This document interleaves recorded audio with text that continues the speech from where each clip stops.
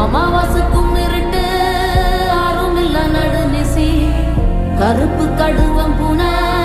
கண்ணும் மின்ன ஓடி வரும் சாம்புராணி வாசனையில் ஜல்லு ஜல்லு ஓசை வரும் ரெட்டப்பன ஒசரத்துக்கு எட்ட நிற்கும் முனியாண்டி